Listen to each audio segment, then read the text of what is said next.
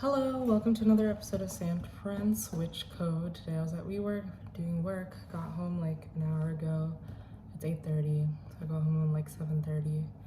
Had a reasonably productive day at work, handed off some projects, so it feels nice to know that some of the stressors in my life are kind of removed. And 2 weeks from now, maybe 3 weeks from now, hopefully the book is on the list of things that are removed. It's gonna be a long weekend. Am I happy? Yes. Am I fulfilled? Yes. Oh, I said I was gonna ask about joy. Am I joyful? No. I don't know where that's supposed to come from. I swear to God the answer is exercise. I swear to God the answer is exercise and meditation, because I have no idea any like baseline person who's not working out or not meditating or not journaling or doing all these other things is supposed to just have joy. That doesn't make sense to me. I know that exercise makes you happier. I know that meditation calms you down. I think that those two combined are excellent. So I imagine the only way I'm ever gonna get joy is by exercising and meditating. Those two combined would technically be yoga. I need to stretch too. So exercise, meditate, stretch, and journal. And maybe not even journal, because I imagine if you get really good at meditating, the journaling,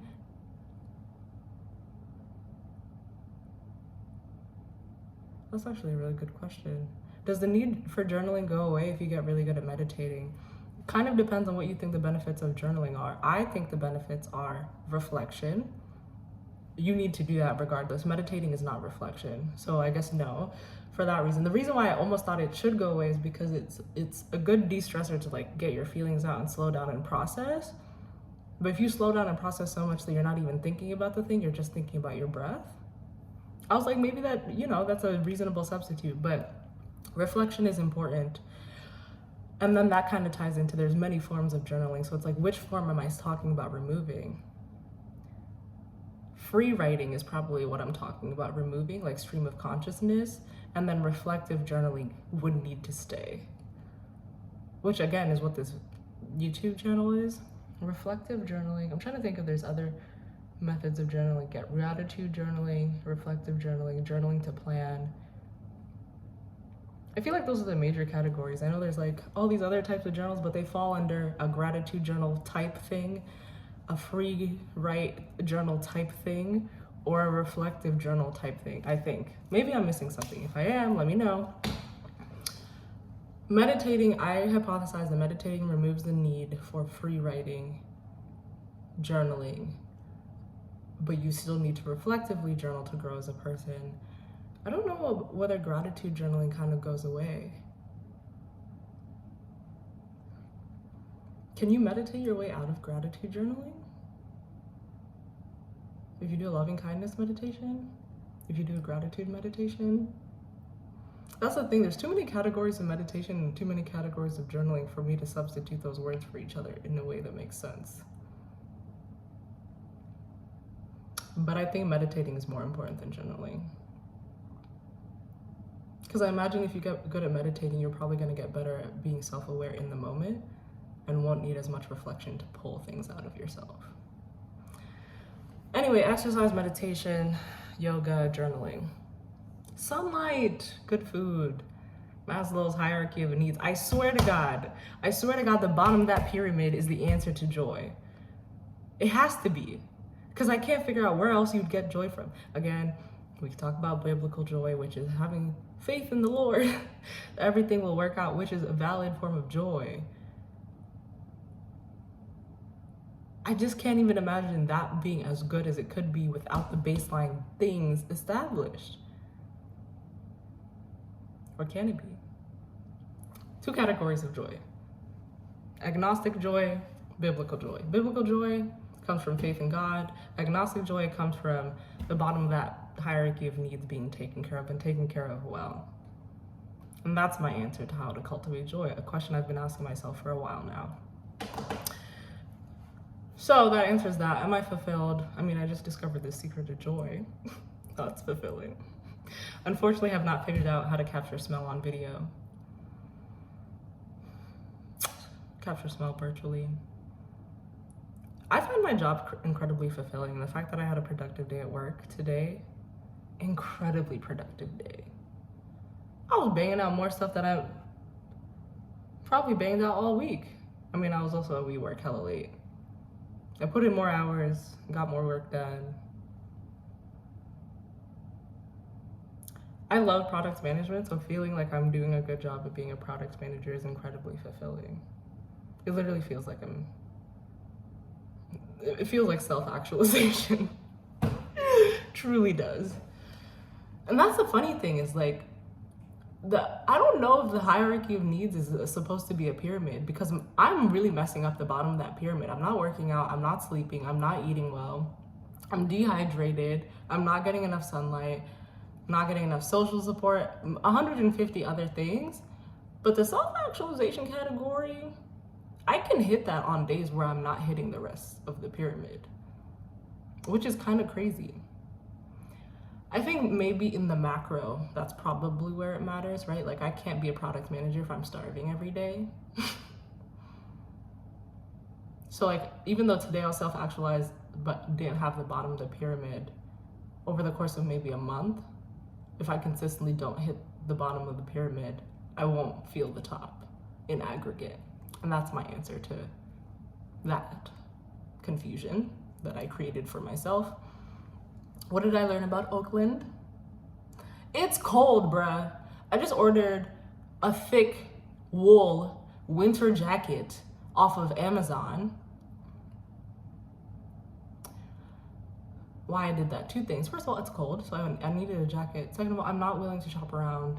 I don't even know where the stores are around here. I feel like all I see around here are like boutique shops where things cost like $2,000. And I'm like, where is Walmart?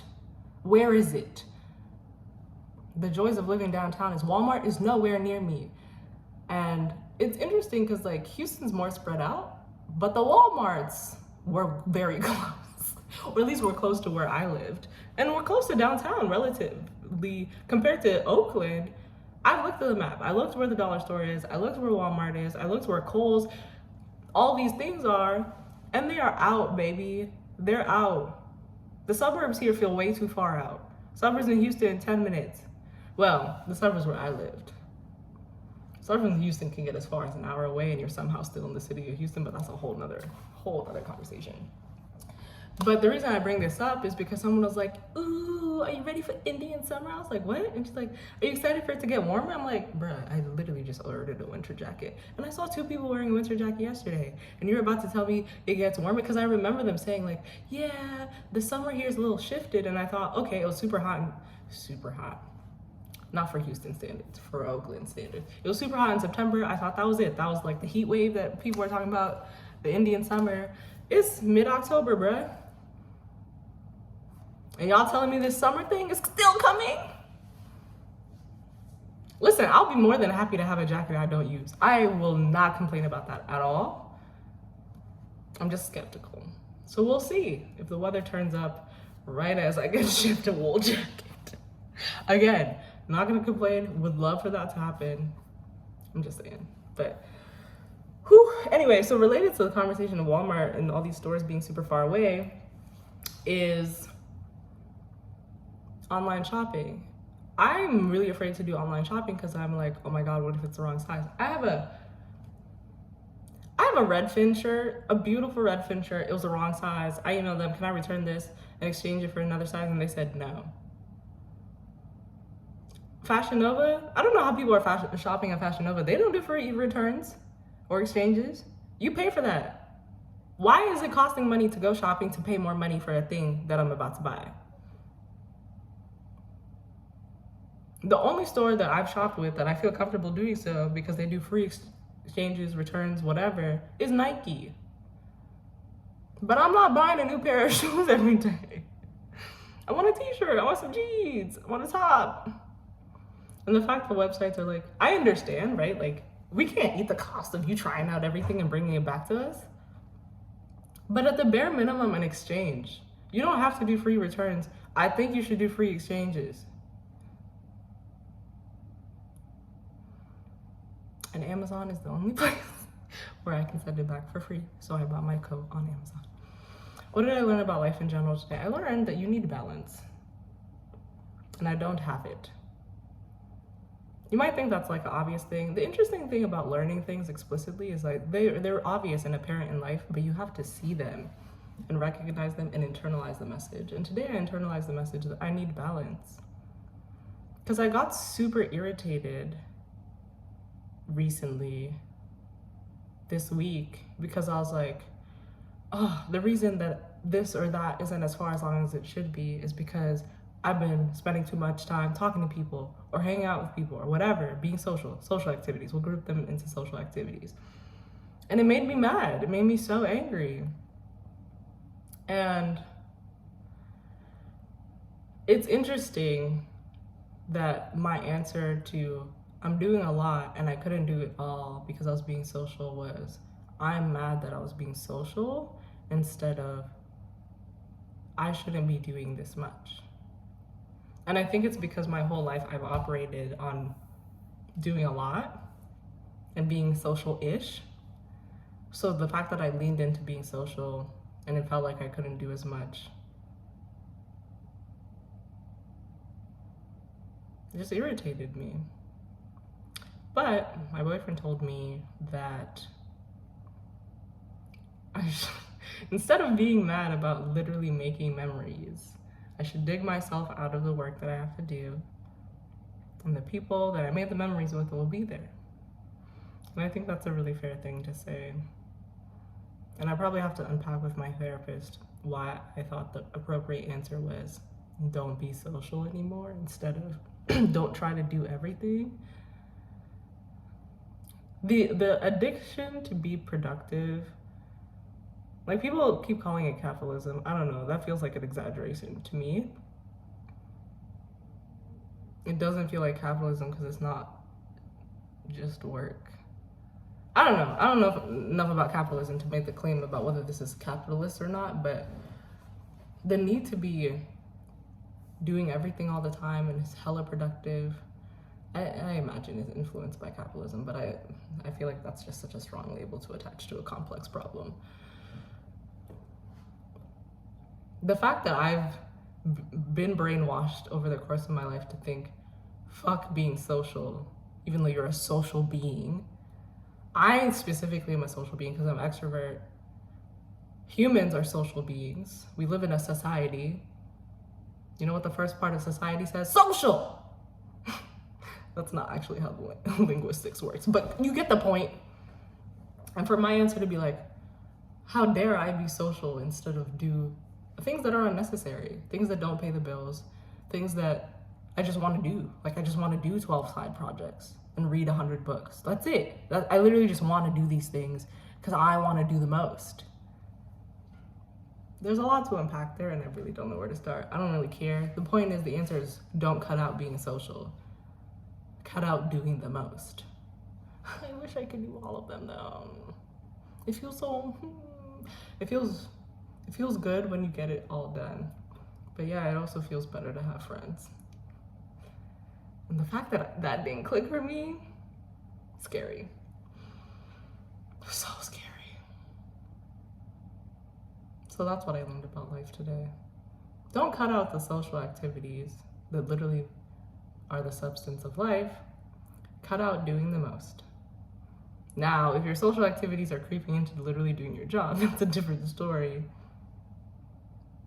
But if your social activities are the reason you're not doing your podcast anymore, or the reason why your book is missing 3 chapters, or is the reason why you haven't written a Medium article in several months, or is the reason why you're not on a podcast tour, or is the reason why you stopped giving seminars or tutoring, or the list is literally endless. That's probably okay, right? And I really need to unpack with myself why I thought that wasn't okay. But for now, I'm just gonna eat and sleep because I did enough today. And I'm learning how to let enough be enough, even if I can always do more. And might need to do more. Bye.